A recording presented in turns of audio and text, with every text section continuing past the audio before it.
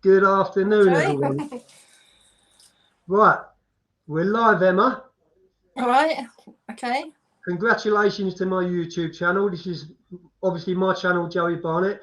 And this afternoon, we've got a special guest on, an amazing person, and she's got a backstory what will leave you absolutely shocked. And I'd like to introduce her. Her name is Emma Fenn. Good afternoon, Emma. How's your day Hi, doing Joey. so far? I'm all right. I'm okay. Thank you. Yeah. How are you? Well, I'm fine, thank you. To be honest with you, Emma, I've had an infection for 3 days, Yeah. as we spoke about earlier. She's lagged out. You still there? 1 minute, Emma's just lagged out. I think it might be her computer side.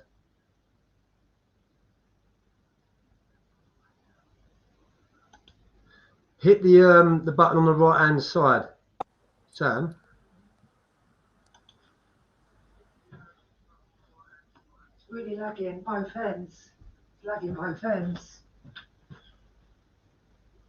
That's all right. Emma's gone off. Back. Emma's gone off for a minute, so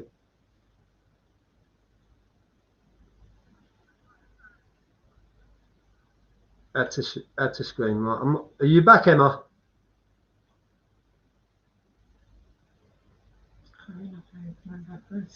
There's no sound there for a minute. Oh, the mic. Emma's mic's off, I think.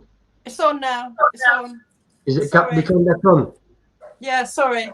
I do not. No, it's not. That's not your fault. It's this is the internet these days, Emma, yeah, and unfortunately, StreamYard is quite a huge platform, and if there's a lot of people on the server, then it can crash. Okay, all right. Start again, then, Joey. Yeah, that's fine. I remember when I first done my first Right, thingy. you're not live. You're not live. I'm not live. It says live. It says oh live. yeah, you are. Yeah, we are live. Yeah, and it kept lagging out, and it does get annoying, Emma. But this is online for this is the computer, the 21st century these days. So can we go back on the story a little bit now, Emma? Yeah, go on then. I'd like to know like where you come from, where you brought up, and give us a little bit of insight into your background, please. Okay, I was 54. I was born in Rye, which is right down in the southeast, an affluent area, really. I had a brilliant upbringing. In fact, I was saying to somebody the other day, looking back, I can't really think of sort of too many sort of unhappy situations, occasions. Had an amazing mum and dad. No criticism of them at all. I mean, we weren't really rich, but we had enough. My dad was a long distance lorry driver. That's weird. Well, because yours wasn't it? Yeah, yeah. So he used to go away on a Monday, he used to come home on a Friday. So we were with our mum a week. Yeah, I mean, it was amazing. I went to a good school, had a really good education, good friends, family all around, you know, close family around. We all lived near each other. I saw my granny every day. So I went all the way with my education. You know, got good results, finished well in that. Never really heard of drugs. Sort of, it wasn't part of my life, you know.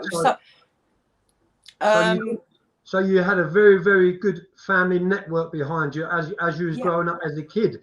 Whereas unlike many other people, it normally takes like a broken family or some really bad trauma as a kid to go that way in life and to end up like taking drugs and things like that. But your story is a little bit different to the rest, and it's peculiar. Your story, Emma. It's amazing. I mean, this is what I want to say in this story was that drugs don't discriminate.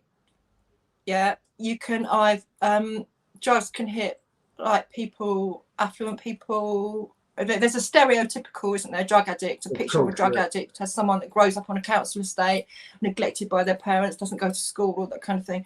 Well, it doesn't just happen to people like that. No. And it happened to me. And I'm sort of telling it from two lines here, whereas I'm telling my story, sort of a bit about my partner's story and how we met sort of halfway. We'll get to that, yeah. Across, and then how it all blew, you know, out of the water, basically. So yeah, so I you know, I had a good, like you say, good education, left school, good job, really good career. Sort of buried myself in that. What did you do for work, Emma? Oh God, I worked at the job centre. Oh, you worked at the job centre? That's brilliant. So you had a very good career. Yeah, I did. I had a good career. Sort of worked my way up there. I ended up looking after the what we call the under 18s, the kids that are basically who haven't got any much guidance from their parents. Very satisfying job. Pardon? A very, very satisfying job. It was, and I had a really good relationship with all those kids. And then the government brought in different policies and what have you, and I was told that I was spending too much time with these children, get them a job and get them out the door. So I was, well, how can I get these kids jobs? They haven't got roofs over their heads. So I began to get a little bit unhappy with my job, basically. Right, can I interrupt you just for a second? Yeah. When you go to these type of jobs, especially professional jobs, aren't you like doesn't someone say to you you shouldn't take your work home type of thing? Really, they try and silence you and try and shut your feelings out for you. Yeah, but where I was working, I worked at the job centre in Lewes. It's a small town. So I was signing kids from the Lewes area.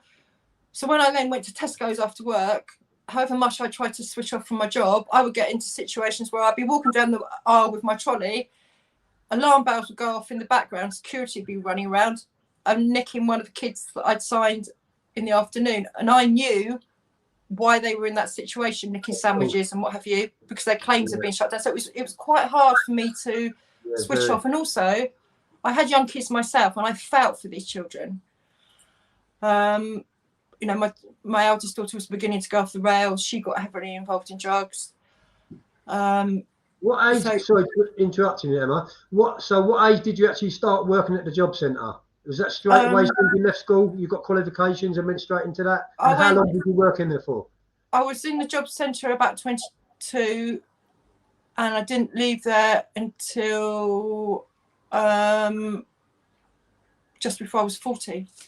So wow. So you must have started taking drugs later on in life. No, I started taking them when I was at the job centre, working at the job centre, some of them. Yeah. Oh, no, it might be before that. I was about 38, but I'd been involved in like what they call it, recreational drugs, don't they? Like cocaine at weekends, all that kind of stuff. But so I had my two kids, and then I got divorced. And I'm watching my eldest daughter. She's beginning to go off the rails. At what age? What age did you see your daughter starting to go off the rails? India started to go off the rails when she was about 12 or 13. So I had her. She was born in 91. So, oh God. So how old was I? So it was in my 30s anyway that India was beginning to go off the rails. It was difficult to do my job. I was unhappy with my job, and then so I was using recreational drugs, cocaine, at weekends and at parties, all that kind of stuff. And then this man walks into the job centre, Mr. Handsome, just come out of prison. I was on my own, so sort of we sort of had a bit of a hooked me over. Yeah. Flowers, chocolates, all that kind of thing. Just come out of prison. So I've got this. I'm at that point. I'm still living in this amazing house in the middle of the countryside. Big garden. Kids got a swimming pool in the garden. Brand new car, all that kind of thing. Because I went to work. That's what I got. Yeah. Of course. And then he steps in, and then the crack starts instantly.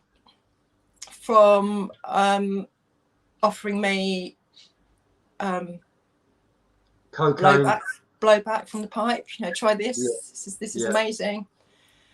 And you know, I can still remember my first use with crack. It was an intense high. You know, we've all felt it, haven't we? Of course, you can never get that same high again. Never get that same high again, but we chase it constantly. So would you say you rebelled, Emma?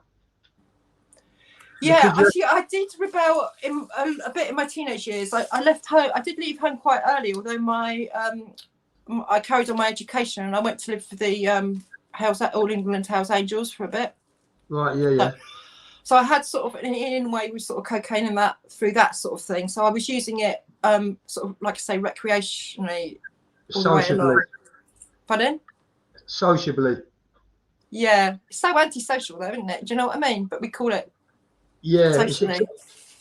It's accepted, isn't it? And we all know what it leads to in the end.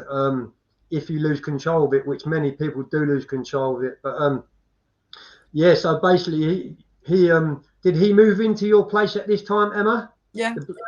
So how long had you known him for before he actually moved in?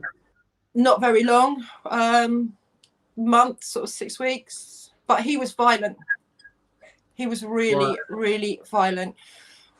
With him came this hurricane of violence, and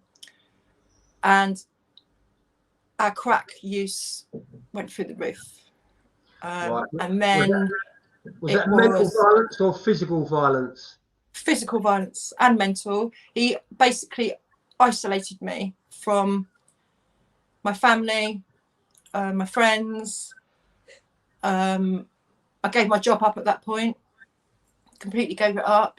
So I didn't have that anymore, didn't have my own income anymore. And yeah, my eldest daughter was in deep trouble. She was in Medway Secure Training Centre. Yeah, there was a lot of violence, and then it was, if I didn't go and get school every day, but if I didn't go and get the crack every day, then I was in for hiding basically. So I was driving to Hastings every night and back, and I had 2 other children, and sorry, this is quite emotional. No, please take your time, Emma. Take your time. It's very hard to get this out. I know it's very, very hard to tell your story to everyone. This is the hardest thing you've ever done. They'd always been with me. They'd always been by my side. You know, they had good schools. I had always been at everything at their schools. And then, you know, they'd seen their sister in a difficult situation. And I sort of forgot to remember really that, you know, I've got 3 kids here. You know, India's in a secure training centre, but there's 2 more here. And it's hard for me to say this, sorry. For a while they weren't top of the list. For a while they weren't top of the list. For a while crack takes over. You know, it does. Yeah. So he had at this time he had full control over you, and yeah. I believe he knew what he was doing from the minute he put his eyes on you, being fresh out of jail, you know, being someone what's pretty streetwise, pretty clued up to things like drugs and crimes and going to prison, you know, because I've been to prison many times myself, and if I could honestly say if I walked into a job centre and found a very pretty woman there, someone who I thought I could fall in love with, and I can quite understand how he was attracted to you. You know what I mean? Basically, at that time, he was probably looking at you like, no disrespect, but you was jailbait to him, and you was a meal ticket. Exactly. You was a meal ticket for his new life. Yeah, exactly. So then, I mean, our crack, it was so expensive. I mean, crack is expensive, isn't it? But people need to understand that you can blow $1,000 on crack easily in an hour. or just over. Do you know what I mean? It's not something that you just spend 50 quid on here and 50 quid on there. You're talking about a lot of money. So things began to go down the pan. You know, I was beginning to fall behind with the payments on the house. I had a really nice car, but he sent me out even when it was really thick snow, he would expect me to go out in the morning in my car. I smashed my car up on the way to Brighton, and then had to walk in the snow to score, get back, because I knew that if I didn't, I would get a hiding. But then with the crack came the heroin, because it's the come down, isn't it? Of course, it goes hand in hand. Yeah. So he was like, oh, you need this for a come down.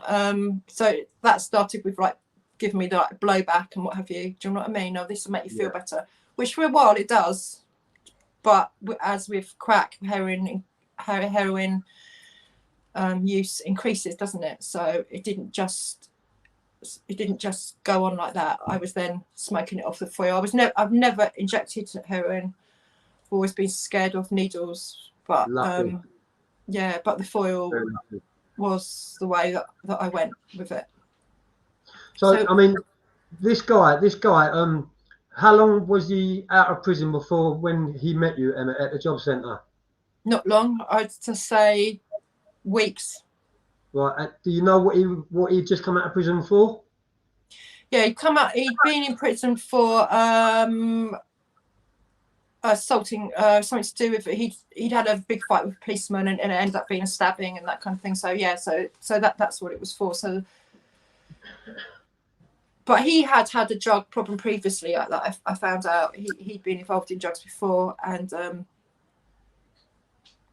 so looking back on it, because we all look back, don't we, and sort of try to analyze it. Yeah, I think that he was it helps you in recovery looking back. Yeah, I think that he knew exactly what he was doing, and once I was on drugs, I was even more vulnerable, wasn't I? Really? Yeah, he owned you then once he did give you the addiction. Yeah. And it goes back to the old saying, doesn't it? I mean, 2 wrongs doesn't make a right. No. I mean, where was your mum and your dad at the time? When did they know all this was going on with him bringing drugs into your house and you taking drugs? Did they get a wind of it, or did you hide it all from them? I hid it. They were living in Rye, so they're over an hour and sort of 15 minutes away, and I'm living in Brighton, or just outside of Brighton, so I'm able to keep it hidden from them. I mean, I think they might have got a wind of it, but they're a much older generation as well, so they didn't really understand. To them, they would just say, "Oh, just stop it." But you're in it too deep then, just to stop. Yeah, because they've got no experience of obviously Class A themselves, being from the older generation. Yeah, and so he was smashing me up really badly. I had a broken eye socket. Side of my face was really black. I had to go and visit India at Secure Training Centre with a black eye and lie to her as to what had happened. But there was one time when he completely finished me off. I was in hospital. He'd severed an artery in my leg, and I came home and I just had enough. So I couldn't really get away from him in the daytime. It was quite difficult too, but I managed to get away to him to what I would call a safe place. Right. And then at the safe place, that's where I met Jim. Right. And there's a bit of you sort of need to know Jim. So I've come from the comfortable lifestyle. I've come from the working class background. Yeah, I've come from a happy place, right? And I've hit this like shit, basically. Sorry for the French language. No. I've hit this, and I'm looking for a way out. I've actually just had enough. Can't take it anymore. And I go somewhere and I meet Jim. So you was at your lowest then, Emma, at this point? I did go back down there. Jim and I did go back down to that level during our addiction together. Yes, I meet him. I'll give you just a rough thing where Jim came from. A completely different line.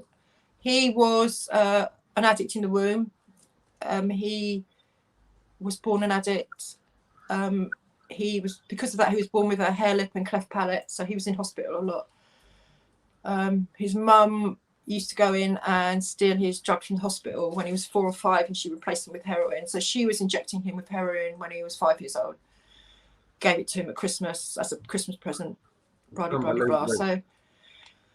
So basically,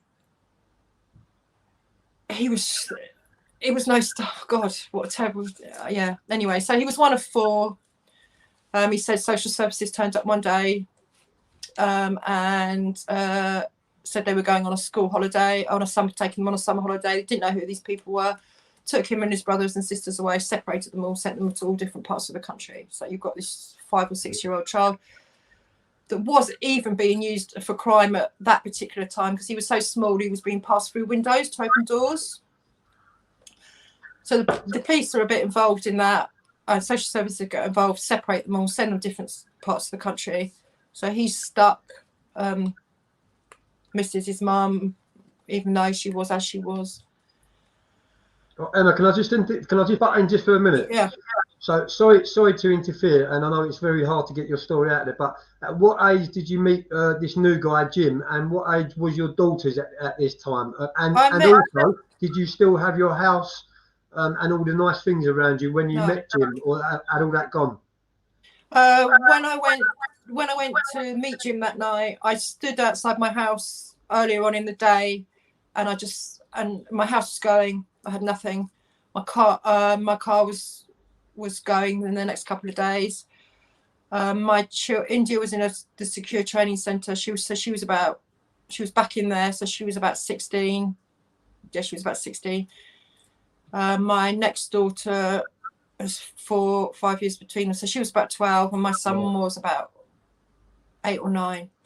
Yeah, so but my son has gone to live with his dad because after my first marriage split up, I got with somebody else and had my son. So he's gone to live with his dad because things are so bad. Like I wasn't looking after him properly. That's really hard to say that. That goes hand in hand with addiction, Emma. You can't think of nothing else apart from feeding your addiction when you're on drugs. So I can understand and I can relate where you're coming from there. Yeah. You know, when you've got an addiction like that, everything goes out the window, and you would literally like sell your mum to get that next hit, because at the end of it gets hold of you, and you need it to get yourself well again. This is what a lot of people don't understand. With cocaine, you don't have a physical withdrawal from cocaine, but when you start hitting the heroin, that's when the physical withdrawals come in, and that's when people die. I mean, people do die on cocaine, but you don't hear as many people dying on crack as what you do on the heroin. No, you don't. It's horrible. It's the worst feeling in the world when you know it's in the bag, you know it's in the post, you know it's on the way, that feeling. Do you know what I mean? And you start sneezing, yawning, starts like that, and then the whole lot kicks in. It's horrible. And it makes you feel like you've got the worst flu ever. Of course. But there's a way out. You've just got to go and score a 20 bag, and you'll be all right. You'll be all right till tomorrow. Yeah, exactly. Yeah. So now you just met Jim. Yeah. Emma. Yeah. Yeah, we just met, and where did you meet Jim? I met him at a friend's. When I was desperate, I went to a friend's, and Jim was just like a big, strong. My grandkids always say granddad's like a big bear. Do you know what I mean? He was like big, strong. I'd had heard of him before. He came with a bit of reputation. So I met Jim, and he was like, and I was in bits. I was absolutely in bits. I was clucking. I was ill, and he was just like, well, we need to go and sort this character out and what have you. Because that your previous relationship, Jim wanted to sort out your previous relationship. What got you on the drugs? Yeah, because Jim was like, he was a sort of old school. Do you know what I mean? You don't hit women. No, exactly. You don't involve children in anything. Okay, he did. How did you? And how did you get away from him in the end, Emma? So Jim went and removed him physically. Right. From the situation. Yeah. Right, enough said about that then. Yeah, not saying any more about that. So so then I was back in my home, but I knew it was going. Had this thing going on with Jim. He was very good actually. He was supportive. He didn't move in, but he helped me, and we fell in love. And then I had nowhere to live. Everything had gone. God, I'm blimey. Everything. And do you know what? At that particular time, I didn't really care.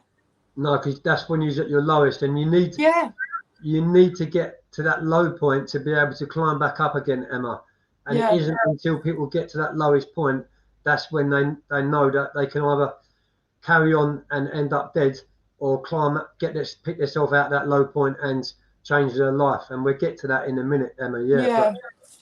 Amazing how you change your life, but anyway. So we were together, and so I had nowhere to live. So he took me to Whitehawk in Brighton. We lived with his brother, literally in one room. So it was me, Jim, his brother, and my youngest daughter all living in one room. It was pretty hectic. Do you know what I mean? Mm. But Jim was a heroin addict. He had been since birth, so he was a heroin addict. Did he hide that from you at first, Emma, or did you know he was? No, he was open. He was open. Yeah. So we got together, and our addiction kicked off together. Like throwing fuel to the fire. Yeah. Basically. Yeah, it was. And then it was sort of like big habits, sort of, £1,000 a day habits, that kind of thing. Wow. But Jim was very different to this other character. He, like I say, he did really love me, and I knew that. So we were in Brighton, and it's always tomorrow. We were always saying to each other, tomorrow we're going to sort this out tomorrow. We're going tomorrow. Yeah, it's always tomorrow, isn't it? We're going to kick this addiction tomorrow. Wake up in the morning. Oh, we're going to get this bit of gear because we save that for the morning, and then we use it in the morning and then that'll get us off to the SMS, and then we go and sort our addiction out. It doesn't happen. You just wake up in the night, use the stuff, and then next morning you're feeling ill again. So he did what he had to do to sort money and what have you out. We managed to get into some kind of sort of emergency accommodation. Neither of us were on methadone scripts at all.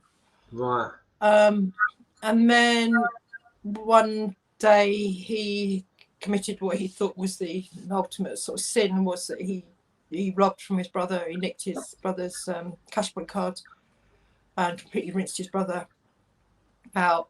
And I can remember standing at the top of Elm Grove in Brighton, because he said to me, I've got to take this car back. I've got to own up to what I've done. That's my brother. This totally goes against my principles to bring this upon my family. Took the card back, and then it was late at night. I heard him walking up Elm Grove, and he was crying. This was a big, strong man. He was crying. He was just like, effing well, had enough of this. Blah-de-blah-de-blah. We need to go and sort this out, Emma. But again, we didn't. Do you know what I mean? Like you don't. That day never comes. No, it's your payday tomorrow. So, all your money. But I was really grieving for my children. Really hated myself. I really hated myself for what I'd done. I missed them. I was ashamed. It was so many emotions going on, Joey. I mean, you probably felt them yourself. It's horrible. Of course. Anyway, so we carried on, got ourselves into some really dodgy situations, as you do. Yeah. Robbing dealers, all that kind of stuff. It's really shit. goes hand in hand with it all. Yeah. And then I was in one of the park. I fell over one day. I was out on my own, actually. Fell over one day. I wasn't in a set of mind, particularly in my place that time. Smashed my face down the side, and I just got up, and it's just something clicked inside of me from that moment. I can't do this anymore. Can't do it. I walked down. That was the moment I walked down the road. Something just happened, and I walked down the road. I just walked into the SMS. It was quite early in the morning, and I just said, I've had enough. You know, this is what's happened. And they were really good. They got me on a Methadone script straight away. Start you on 30 mils, don't they? And then titrate. Is that like so SMS? Is that like an outreach program? Substance misuse service. Okay. So I think there's one probably in every city, every town, somewhere where you can just go and say, you know, I'm on heroin, I've had enough. Put me on a Methadone script, 30 mils. Well, that 30 mils doesn't stay as 30 mils. It increased. I think I got up to about 120 mils on methadone. Jim followed me. He went on methadone. And we were okay for a while. We were all right. We managed to get somewhere to live. And we were trying. I was desperately trying to sort India out. So you're stable at this time? Yeah, we were stable. So I thought, well, I've got to try and sort my daughter out now. So I've been on different courses and what have you, and they told me that the only way to do this is to dish out tough love. Yeah. She's got to get right down there before she gets back up again. Well, it's really hard when you've got your child knocking on the door at 2 o'clock in the morning in the snow, right? And you have got to say, you can't come in. Yeah. Because every time you come in, you leave something somewhere, and I can't have this. You've got to. So, to any parent that's out there, that's dealing with this, you're not alone. There are other people dealing with this as well, and there are places you can go for help, and people will help you. Of course. But I didn't do any of that at the time, so I was literally shutting the door, falling down the other side in a flood of tears, hearing her doing the same the other side of the door. And I was going off out the next day, and she was sleeping in shop doorways. And I was having to step over her, basically.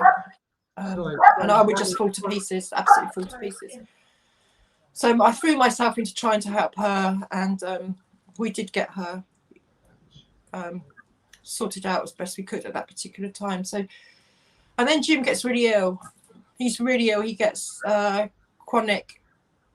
acute on chronic pancreatitis. Was that through injecting? Yeah, I think it was injecting alcohol. He was an alcoholic for many years. Yeah, injecting. Yeah. So he's at home all the time. I mean, you can probably relate to this. He says to me, I don't feel like a man anymore. I can't go out doing what I was doing. I'm stuck here. No one's ever going to have any respect for me anymore. He didn't like himself. He felt, he couldn't walk very far. So he's at home. I'm off doing my own thing. We're sort of getting some money together for us, sort of working, that, trying to sort India out. He was very supportive with that, really supportive. He loved her, loved all those children so much. And then we were moved to the home that I'm currently in. I've just said, right, that's it. I'm coming off my methadone.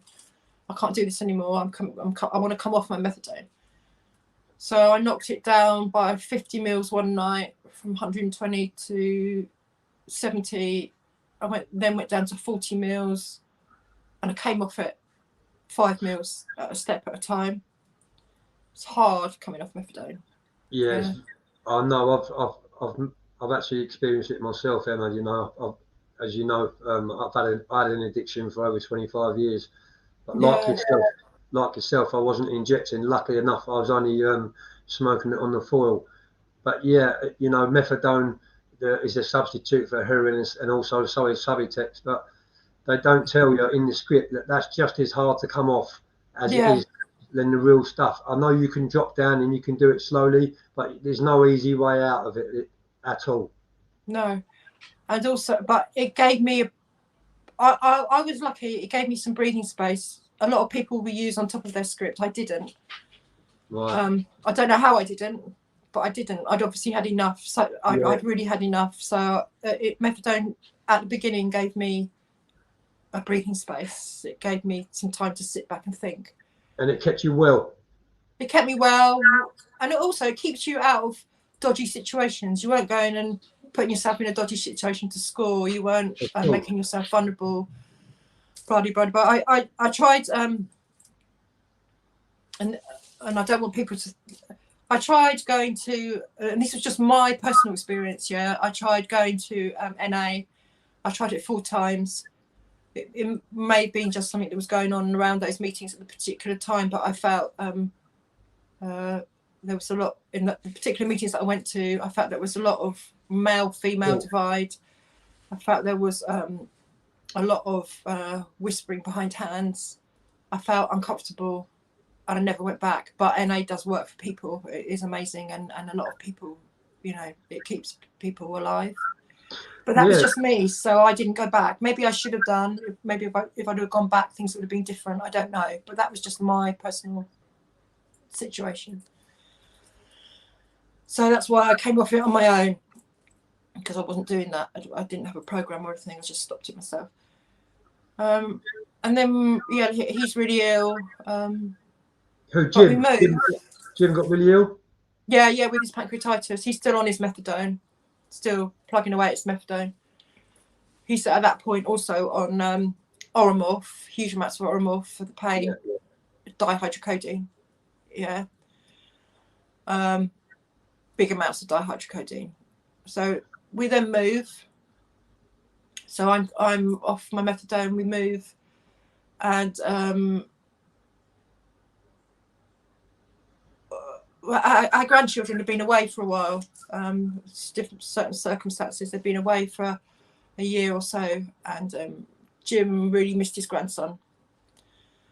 They come back, and I went to work one day, and Jim had his grandson and his granddaughter here. And, can I just interrupt you just for 1 minute, Emma? Could you please give the viewers an insight of how you, because not many people can conquer it. How did you actually get off methadone? What you went through to get off of it? Oh yeah. How long you was withdrawing for? And did you use any other substitutes to get you off of methadone and things like that? Just give me a little insight into how you managed to get off of it, because why I'm asking that is not many people can get off of it. No, they can't. No, I don't know how I did it. But right, okay. So I was on quite a large amount of it. I'd had enough, so I knocked it down in 2 big amounts to start off with. I'm still seeing my SMS worker at that point, and she did say, maybe that's not quite the right way to do it, but if that's right for you, then you know we'll support you through it. So I did that. And I did feel it. Yeah, of course I did. It's a big amount of methadone to come off. But I just thought I've just got to ride this through. Yeah. So, but the worst part was the end part, coming off it, the small amounts slowly. I think coming off the big amounts, I think my body was so saturated in stuff, yeah, that when I knocked it down in big amounts, there was probably still quite a lot of methadone still in my system. But then I knocked it down by small amounts, sort of 10 mils, 5 mils. And then I really did feel it at the end when you come off it. See, and this is the thing. If you're ill like that in normal life, it feels like you've got the flu, yeah? But it's worse. It's a lot worse, yeah? You've got runny eyes, like you say, it starts with the sneezing, you ache all over, you know, you get an upset stomach. It's just horrible. So I was doing things like in and out of hot baths. I couldn't eat, didn't want to eat. Yeah. But I made myself eat, Jim was very supportive. He like used to make me ill, but I was quite sick as well. If you've got the flu like that, normally you take yourself to bed with some paracetamol. Yeah. If you're coming off the gear, coming off the heroin, how easy is it to, like, when you feel like that, to just think, oh, I really know how I can make myself better. I'll just go out and score again. But I didn't do that. So I thought, well, what I've got to do is I'm going to convince myself that I've got the flu. In the end, I took myself to bed for about a week, sweated it out. It's horrible, really horrible. I was emotional because when you come off methadone's numbed all your emotions, feelings. So you've got all that to deal with as well. So all that comes rushing back. It grabs hold of your receptors in your brain. Yeah. So in a way that was equally as painful, because then I'm like in tears like for most of the day. Sometimes don't know what I'm crying about. And then all the guilt kicks in, which is all normal. Yeah, all the emotions about missing my children. What the hell have I done to these kids? That, you know, they are my everything. I'm such a bad person. All that kicked in, and for me, looking back, I wish I'd have had a program at that point. Okay, because there would have been something there to help, something there to guide me, something there to make me look at myself, the reasons why I was feeling the way that I was, all that kind of thing. But I didn't. So did you sleep okay, Emma, when you first? No, you can't. You can chuck sleep out the window. I mean, you just have to grab sleep when you can. Right. And there were times, being honest, right, I suffered with the most terrible restless legs, and to explain that to people, that's like it's one of the side effects of coming off methadone or drugs or whatever it feels like when you're riding a bike up a hill. That's it, the bike. Pedal. That feeling that you get in your legs is the feeling that you get when you come off the gear or methadone or what have you. And I know it sounds like, oh, it's such a small thing, do you know what I mean? But it's not. It's major. And that used to keep me awake. Sometimes I used to be so exhausted, I used to go to sleep laying flat on the floor with my legs against the wall, because the wall was cold. So it was a relief to have something. I wanted cold on my legs all the time. That has never left me, that restless legs. I still get it now. I still suffer with restless legs now. So, I wish I'd have had a program. I do. The emotions that came back in my head, I think a lot of them I never really dealt with properly. I just concentrated on the children was my main thing. We had grandchildren by then, so, and also Jim was very ill, so all of that, trying to say sorry to my children, trying to look after Jim, all that did help me to come off it. But coming off methadone is hell. It really is hell. Anyone who doesn't. So I threw myself into that. Jim's getting iller and iller, but he's at home all the time. So to cut a long story short, I've got bits to say about this afterwards, but so Jim's got the kids at home one day, the grandchildren. I'm out. I come home, and he says to me, "Oh, I've had the happiest day that I've ever had today." So that's brilliant. I'm so pleased that they're back, and you've got, our grandson back, and that's great. So we went to bed that night, and my grandson had fallen asleep in our bed. So Jim said to me, "Well, don't worry, turfing him out. Get into bed with him, and I'll sleep on the sofa." Jim slept on the sofa. So we all went to sleep, and then my grandson gets up in the morning. He's 8, and he says, "I need to go and make Grandad a cup of tea. We need to go and get Grandad some tea." So he ran to find Jim, and he came back and said, "Grandad, I can't wake Grandad up. Granny, I can't wake him up. Why won't Grandad wake up?" And then I went in the front room, and Jim passed away. He was dead. I couldn't wake him up. My God, what a story. And take as long as you need to digest that, Emma. Take some deep breath in, because that must be the hardest thing ever for you to talk about. But the thing that went with it was, I mean, that particular day, this is what goes with when you're an addict. And he had firearms charges against him, so this is why this happened.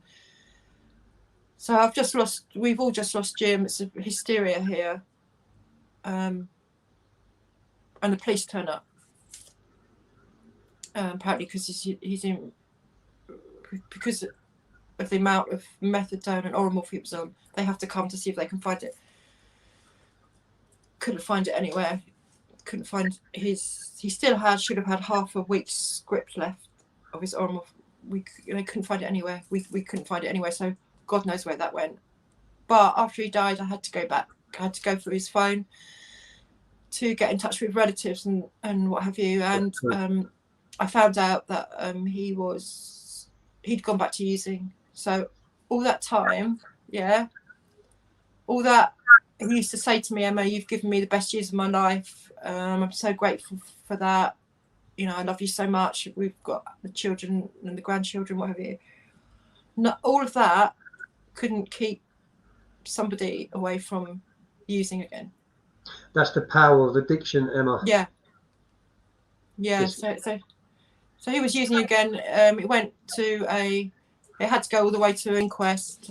And they found cocaine in his blood, so that would have been crack. I found his crack pipe afterwards, threw that as far as I could throw it. And I never knew. See, addiction's so deceitful, isn't it? Addiction is lies. Based on lies, yeah. I never knew. He was so clever at there was all these messages in his phone about scoring. So drugs took him. So that's where it can go. Addiction can go down that line, and if you don't get clean, you're going to end up dead, basically. So basically, his grandson found Jim. Yeah. And did he have an autopsy in that? What was the outcome? Yeah, there was an autopsy because they thought originally that the death was to do with his pancreas and his liver. Yeah, so it went to an autopsy, but then they couldn't. It had to then go further from an autopsy, and it went to an inquest. And then when the inquest was heard, that's when they said, well, there were large amounts of cocaine, large amounts of they can tell the difference between like oral morphine and street drugs. There was heroin in his system, pregabalin, which is a dangerous drug, really dangerous drug. His dihydrocodeine and whatever. So there was a cocktail of drugs. So he'd gone over. He that's what they said, that he just had gone over. His heart had just kicked out and he'd gone to sleep. But he was using illicitly at that point. And yeah, that's where that's where drugs take you. So I can't tell you the pain of it was awful. I mean, all my kids came home.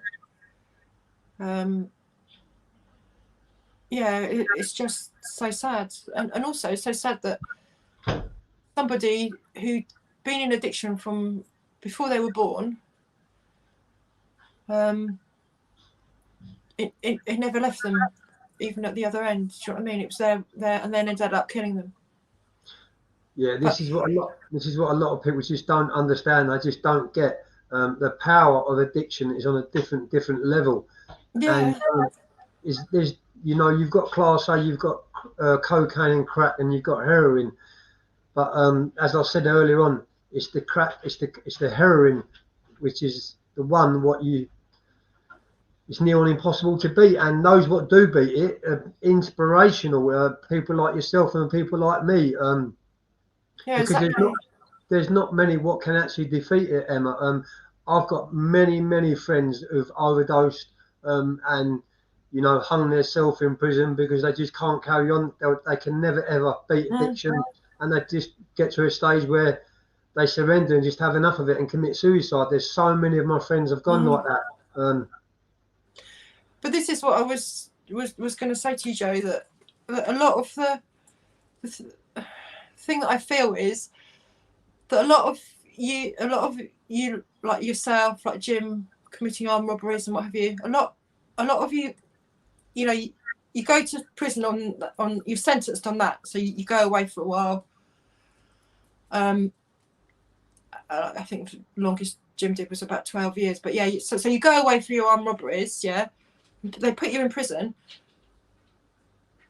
but you're committing those armed robberies because of your addiction, yeah, because you've got to have money to fund that addiction, and those addictions get huge, you know, like we were talking like 1,500 quid a day on addiction. Yeah, I was doing up to that amount, Emma. Yeah. To be honest with you, there was only 2 ways out for me when I was at the height of my crack addiction, and that was either dying and going into the ground, or getting a very, very big long prison sentence, and that was my saviour, getting a very, very long prison sentence. Yeah. Yeah. But you're not bad people. You've done something bad, but you're not bad people. Power of addiction. It's just, everything goes out of the window. You can't think, as we said earlier on, you can't concentrate on nothing else apart from getting your next. And mine was crack to start off with. My addiction was crack. It wasn't until like I got introduced to heroin from crack, because you get to such a high, and you can either get some more crack, or you can have something to bring you down, and it goes hand in hand with crack, unfortunately. Heroin. Yeah, because crack, I mean, I can remember days when I just used to be awake for like days on end, and constant like crack for 24 hours. I can remember being in a car once with somebody when I think we just been to school or something, and it was about 6 o'clock in the morning, and saying, "Oh my God, we've been up for like 3 days, and look, those people over there are going to work. Do you know what I mean? They've been asleep all night, but we've been up for like 3 or 4 days." And then in the end being so exhausted that I couldn't even get in the back of the car. I had to be carried in the back of the car because you're not eating. Don't eat. I went down to like emaciated, but the drugs are still telling you that you look okay. Yeah. And so, and like you said yourself, you lost a huge amount of weight, didn't you? God, yeah. I went down to 7.5 stone. Yeah. And I was looking in the mirror at myself, and I said to myself, "No, I look all right. I look all right." I was actually going around to my family, and asking my family if I look all right, and they was devastated. My family, do you know, it got that bad with me committing like atrocious crimes. That both of my sisters was both conspiring with each other. One of them wanted to phone the police up and get me arrested for a very petty crime what I'd just done. It was a burglary on a warehouse, and they thought by getting me arrested for that, then it had saved me from getting a very big sentence. But the tough love was so intense that they couldn't build the courage up to do that. So unfortunately, I got a very, very big long sentence. But yeah, like yourself, you know, I've got a very, very good family network support around me, and for them, it's only now I understand what I put them through. It must have been absolutely heartbreaking to see their brother and like yourself, to see someone what you love so much going down so drastically. But your story, Emma, is unlike many others, because you know, you inspire so many people. Because as you said, you know, it's very, very hard for a male to get off of class A drugs, let alone a female what have just lost their partner and been through that. What I'd like to ask you, Emma, was what attracted you to like the naughty man, naughty boy?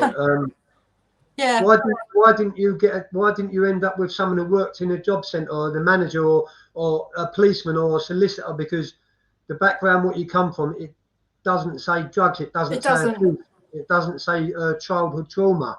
So it doesn't. I don't know. I mean, my son's dad worked in the job centre. He's an amazing person, you know, and we all love him to pieces. and he's still a big part of our lives. But sometimes there's just something that attracts you to a bad boy, and that was me. I mean, I'd love to. This is why maybe if I'd have had a program afterwards, this would have answered this question, but I didn't. So, I have thought about it. So, I don't know, Joey. I don't know. I was just always attracted to a bad boy. Yeah.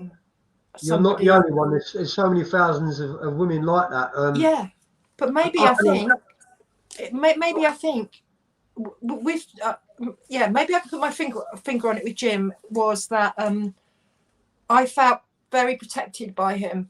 Yeah. I felt that I was, Jimmy Fenn's partner, and that's what I became known as. Do you know what I mean? Oh, don't mess with her because that's Jim's. Do you know what I mean? He was very protective, even to little things like when we went out for a walk, he would always make me walk on the left-hand side on the inside. He didn't like me going out. He's a gentleman in that sense. He's a gentleman. Yeah, he didn't like me going out in the dark at night. Don't swear in front of my missus. That was a big thing of his. So maybe it was something to do with that. Maybe it was a feeling of protection. Maybe it was being protected by somebody big and strong. But he wasn't really, was he? I mean, he was hurting as well. But I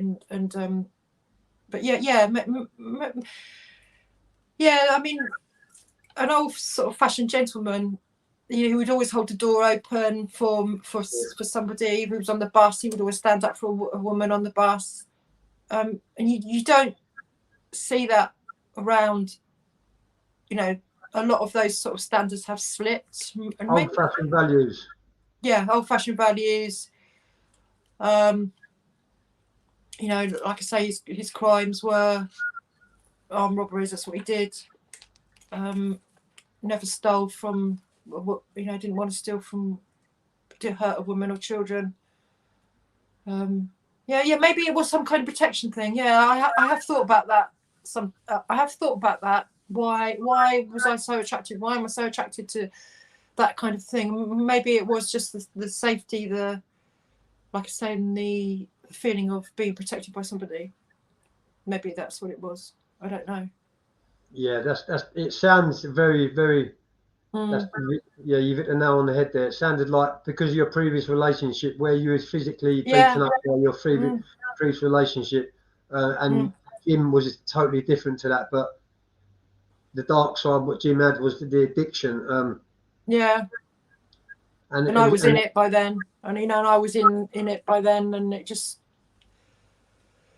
took off. It just took off. It was just, looking back on it, it was just a sad, horrible, toxic, dirty time. Really, that's what drugs are. Yeah, of course. I mean, you say about your sisters trying to get you into jail. I did exactly the same with India. She was involved in a crime, and the judge just kept bailing her. She breached so many times. The judge just kept bailing her and bailing her. But she wasn't at home that time, so she was living on the streets. So my argument was, how can you bail somebody to the streets? She's an addict, using addicts. So surely that's signing a death warrant. But he just kept on and on. And I used to phone the police up. I used to see her when she was begging, stand on the other side of the road. There was a warrant out for her. I used to phone up and say, India's down, blah, blah, blah. And you see the police car go past and then come back again. And she's still sitting there. So in the end, she had a really good worker who was on the same page as me. And she just said to me, Emma, the only way you're going to give her a break from her addiction and basically keep her alive, because it was going that way with her. I think on her own, she had about £250 a day habit injecting. And in the end, I wrote to the judge. I begged the judge. I said, please put my daughter away, otherwise it's going to be another count. Do you know what I mean? And it put her away for quite a long time, and she did get clean inside. And then as soon as she was released, she went back to it. But she's on the mend now. She's doing all right. She's been okay for a while. That's absolutely brilliant that she's doing well now. How old was India when she picked her first addiction up, Emma?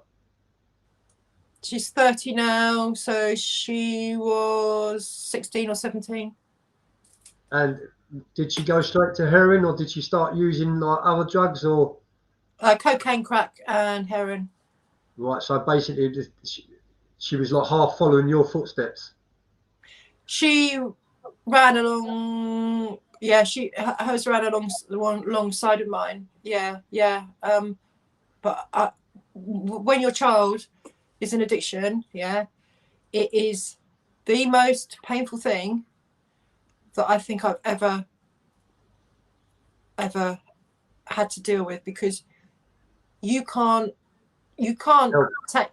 take them somewhere. You can't. People say, "Oh, send her to rehab." Yeah, okay. Tried that once. She wasn't ready, so she climbed out the window. Yeah, they've got to be ready. It's like taking a horse to water. You can't make it drink it. Yeah, so they've got to be ready to take what. But you know, if there's anybody out there that is a parent of an addict, yeah, you need to protect yourselves as well, because if you go over the edge of the cliff with them, yeah, you're not going to be there to help them when they come back up again. Of course. Luckily, I stopped and you know, tried to clean myself up. 100% initially for myself, because you've got to build those foundations, because you can't do it for anybody else. If you want to get clean, you've got to do it for yourself. 100%. Yeah. So I did it for myself, and then to try to help my children and India as well. And but her addiction still went on for a long time afterwards. She wasn't ready. She came home when the day that Jim died, and she saw him on the sofa, and she's been home ever since, and that's been over a year. And she's had her relapses. Christmas was a hard time. Yeah. Hard time for all of us. You know, she just disappeared. Hard for her brother and sister. Hard for me to see her brother and sister. You know, like worrying that about her. And but since then, she's been at home with me every single day. What about your son, Emma? My son is, oh my God, my baby, my youngest one. Yeah, sorry, he's always been so quiet and so thoughtful, and such a support. My son, such a support. He's always put his arm around me. He's always had. So I mean, if you're listening to this, George, you know, you really don't know what support you've been to me. I mean, you really don't know. I could never put it in words. But for all of that, did really well at his education, and now he's gone to university and he's studying criminology. What an amazing and sociology. character. Yeah, because he wants to go into the system, but he wants to not go into the system to punish people. He wants to go, and he said, to like change people's lives. But so yeah, he's doing very, very well, Emma. Yeah, I'm so proud of him. So proud of him. And my daughter, my middle daughter, yeah, Poppy, she's a mum, and she's good at being a mum. That's what she's. So yeah, so she's doing really well. You know, and you know, I want to say to my kids, you know, I'm really sorry.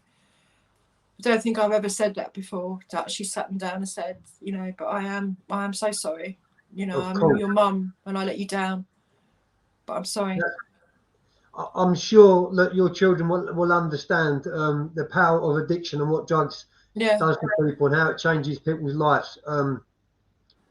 Because obviously India's experienced it herself now, so she will fully understand it. And obviously your son, he's obviously been brought up around it, and he's seen it with you and your ex-partners.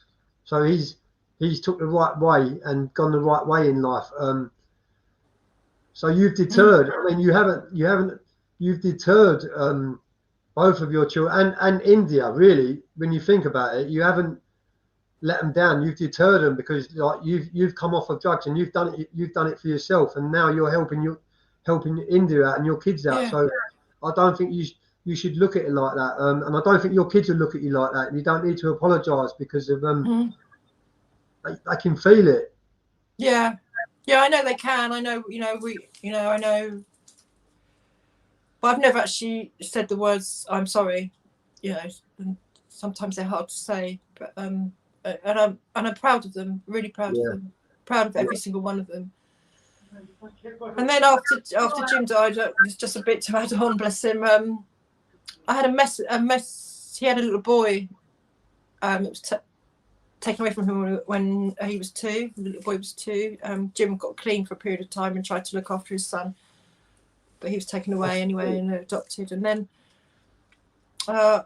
after, Jim always said to me, "Oh, he's going to come back. He will come back one day. I'm going to find him one day." And then after Jim died, I was just going through my messenger on my phone, and there was a message from somebody, and it just said, "Oh, I think Jim's my dad." Oh, bless him. This message came up, and I was like, "Oh my God, it's his son, and he's come back." So I then had to go and obviously break the news to him. So I was really sad that he didn't meet his dad before he went. But yeah, so he's back, and it's really weird to like hear him talk, because he's so like his dad, looks so like his dad. Do you know what I mean? Oh, it's brilliant that you're in contact with him. Yeah, so that's an amazing thing that's happened from that. From losing. And I hope to keep in contact with him. Right. So, where are we today, Emma? How long have you actually been clean? I've been off my methadone for about 5 years now. I did when I had really restless legs a couple of times. Jim gave me 3. I'm honest here. Gave me 3 meals of his methadone to take my restless legs away. But no, that's all gone now. So yes, I'm clean. I'm living in a beautiful, quite vibrant city. I live in Brighton. All my kids are around me.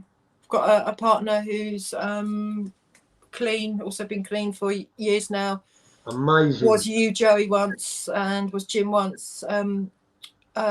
Very active member of NA, and going out there and giving his all, his whole life to helping other people. Right, so that's amazing that you've met him later on in life. Yeah. And all you can do is look forward, isn't it? All you can do is just live in the day, really. Yeah, exactly. And when you get clean, you see all the good things coming back into your life, Emma. As you know, you get your feelings, your thoughts, you get the love, and people actually warm to you when you get clean off of drugs. They can see that you're helping so many other people, and people actually warm to you. Today I'm mentoring. I actually mentor a few people with addictions. Brilliant. For free. I don't charge no money. I got hooked up with a firm over in Worthing called CGL. Oh, I know CGL. Yeah, with CGL. Yeah. In so Brighton. So obviously I went in there on the script.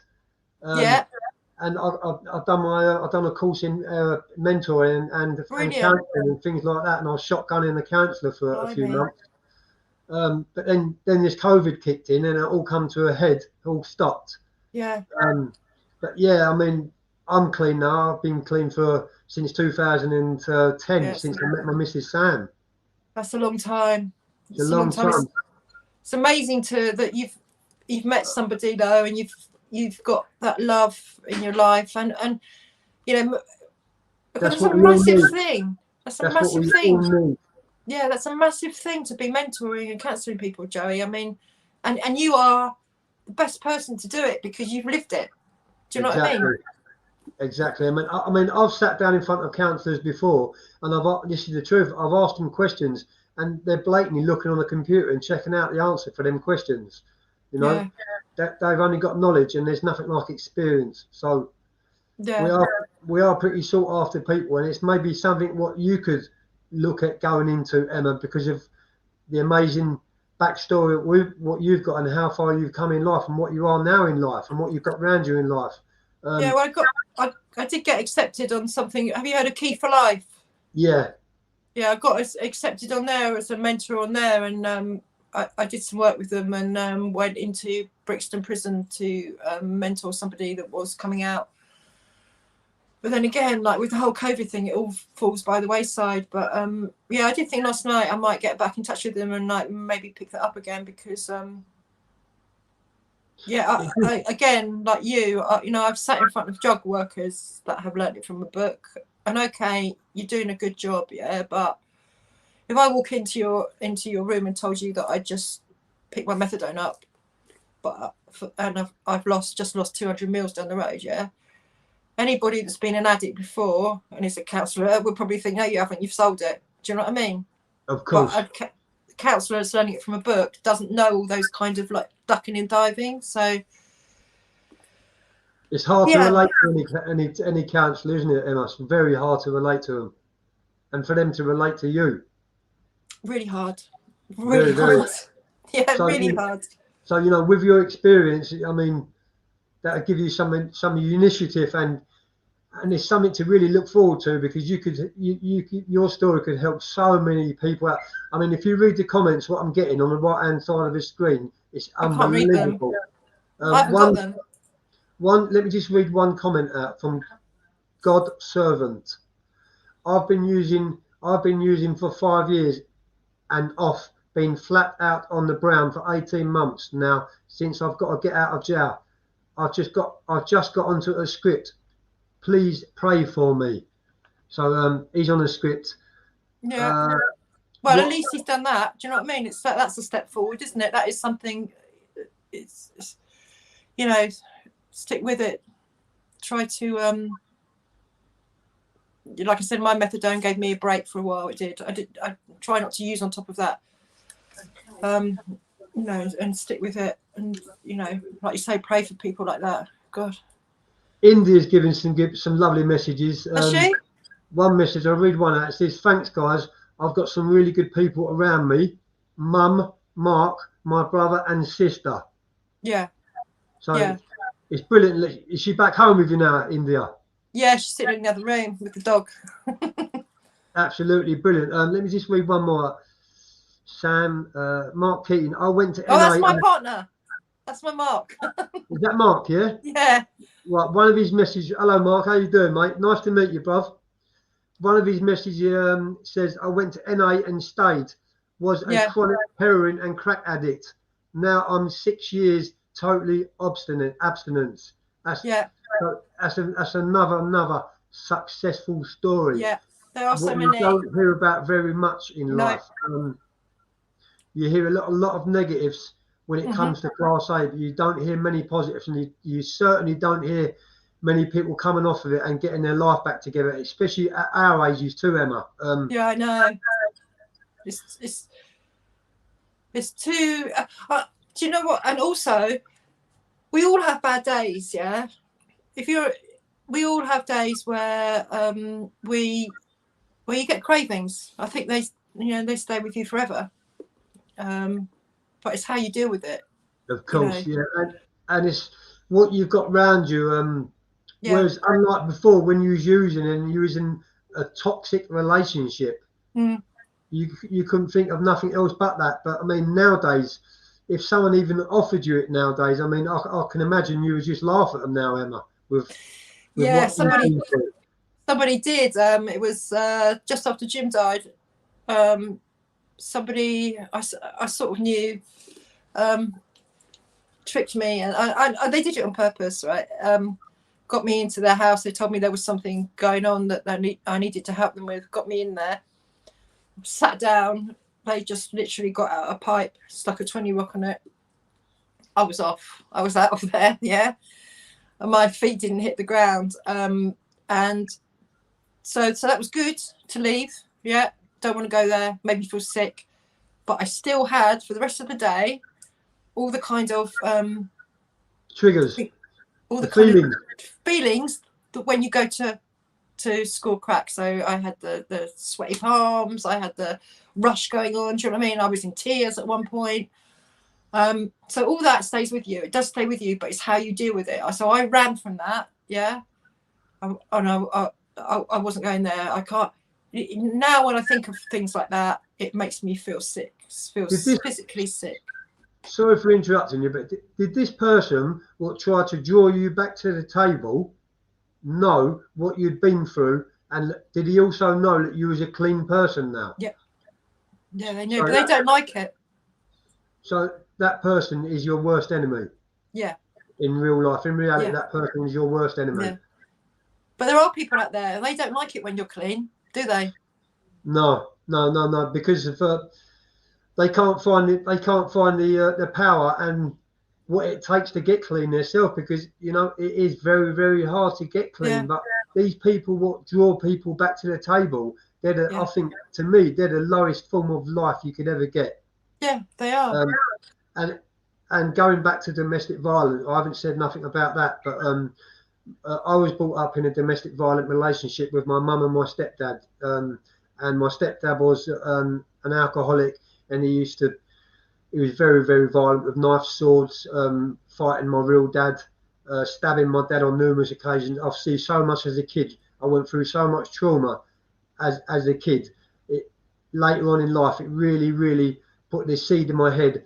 Look, I'd never ever hit a woman. I'd never agree with any man was ever hit a woman. And I'm that type of the old school type of guy. I've got old fashioned values, and I'm glad I've got them, you know. But yeah, I mean, there's going back on domestic violence. There's not enough said out there about domestic violence, because there's so many people that are suffering domestic violence, and they're suffering in silence. They're suffering on their own, because they're too scared to reach out to anyone because of the situation, what they're in at that time, and also the partner what they're with at that time. They're that frightened. Exactly. And people say, oh, it's domestic violence. Why doesn't she or he come to? Why don't they just leave? Right. The reason that we don't leave, is because these people, you haven't got anywhere to go because they've isolated you. They've got you without you really knowing. You've fallen out with your mates. They've isolated from your family.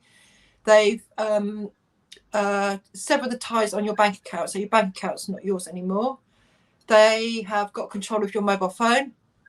They might even hold the car keys, so you can't go. So it's not so easy to there's a lot of people in this situation out there. There's a lot of females and males that are also suffering it out there. But there are still, good people about. Old school values, as we call them. Do you know what I mean? And they're price, they're treasures, priceless. Very far and few between these days, unfortunately. Yeah. But I believe that your life is mapped out, and you've got to deal with whatever trump card, whatever cards you've been given. I believe you've got to deal with, and I believe now that people like yourself and like me are put here for a reason now. And this is why I like to put these type of videos out, to inspire others and to let other people know that when you take drugs, it starts off like everyone, recreational. I'm going to try this for the first time, and it quickly spirals out of control, and in the end, it's a fatal disaster in the end, and it all ends in tears. Do you know what I mean, Emma? It does. It ends in tears, and it doesn't just end in tears for you. It ends in tears for your partner, for your family, for your children, anybody that you've committed a crime against. It's like lifting a stone up and watching the ants just go everywhere. It's not just you that you're destroying. It's other people as well. And the whole thing with now, like, we were saying earlier about people think that cocaine's acceptable. You know what I mean? A lot of people think that cocaine is acceptable, and it's something that's used by like upper middle class people and what have you, and they look down their nose at crack on people that are on crack and heroin. But I'm saying you're only a spoon and a bit of bicarb or a bit of ammonia away from being on the crack pipe. So, it's terrible how it's in the 21st century, Emma, that cocaine is actually a sociable accepted drug inside clubs, inside many young circles, and also old circles too. I'm talking barristers, solicitors, doctors, you know, but they seem to hide it very well. And what I later found out in life, and it took me many, many years to actually find this out about myself, is I've got an addictive personality, and I didn't find this out until later on in life, until I come out of jail and spent all them years in prison. Them people what dabble with cocaine and take it as a sociable thing every weekend, they haven't got addictive personalities, so they can take it or leave it. Yeah. So you've got two different levels. You've got someone who's a recreational user, and then you've got someone who's got an addictive personality. And to get to the stage where I'm at, with an addictive personality, it took many, many years of work, many years of tears, many years of going to prison, many years of swimming in dark seas, going down dark alleys, talking to people I never wanted to talk to, putting my family through misery, pain and hell for all them years. And it's only now, you know, because I'm clean like yourself, Emma, all the feelings start coming back to you, you know. And I suffer with PTSD today. I don't seek help for it, and I don't take medication for it, because I don't believe that there's any medication that can help you, apart from if you want to take it to end up like a cabbage or a vegetable or something like that, or like a zombie walking about like with your eyes closed, you know. I don't believe there's any solution to PTSD personally, especially from trauma, as a young kid, childhood trauma. So yeah, I suffer with PTSD, and this is why I run my channel, because talking to me and speaking about my bad experiences in my lifetime, that's what helps me in recovery, and that's what pushes me on and gives me the inspiration to put more and more videos out. Well, it's helping other people, isn't it? It's all about awareness. Let people know the nitty gritty stories of Class A drugs and what it does to people in the end. You know what I mean, Emma? But and it's you know, it's important for when you are in that situation to hear other people's stories, is because you feel lonely, don't you? Sometimes when you're in that. Yeah. Of course. I'm just going to read one more comment out. She's actually commented quite a few times, but so I'm going to read one out. It's from a girl called, I think it's Kate. Kait. Oh wow, I'm on methadone. I can't believe I've missed Emma's story. I really need to hear these stories. It gives me hope. So you're getting, this is the message what you're getting back, Emma. The feedback. Brilliant. It's amazing to. So many people. Do you know what? I've got so many messages, positive messages. Most of the people are crying in the messages. Really? Yeah, you're helping. I didn't want to make anyone cry.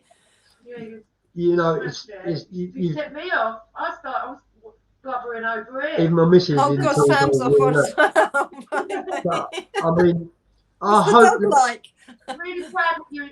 I really hope that by you talking to me is like inspired you, Emma, and helped you. It's helping you in your recovery, and it's giving you that little bit of a push to keep going on and on and on. And you're doing really well. You're absolutely smashing it, and you've just started at the age of 54. I'm 54 in July this year. We're the same age. You've only just started to live your life. Yeah. So, India, keep up the good work too, India. You're doing amazing. Yeah. Thank you, Sam. I know, Joey, I wanted to say to you as well that, you know, I came to you because I recognised you.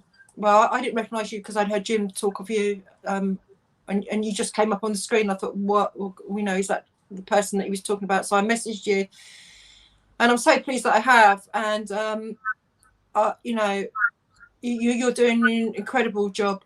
You are doing an incredible job. I listened to your podcasts, you know, with Sean, and I was absolutely stuck, you know, glued to it. Thank you, so I'm really proud of you, and you know, and I will continue to be in touch with you and to share your channel. And I really hope and pray that this really, you know, takes off for you, Joey.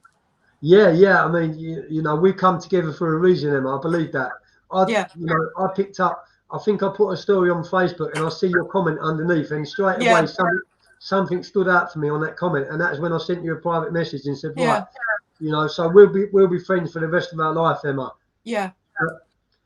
Anyway, Emma, thank you very, very, very much for sharing your story. You are one inspirational, powerful woman. Thank you. Thank you, Joe. Thank you for having me on. Thank you. People will learn from this, and please take these stories if you wish and use them for educational purposes. Yeah. Thank you, Joe. Thank you to everyone on my channel for watching. Thank you to everyone on my channel for following me and for giving all that positive feedback.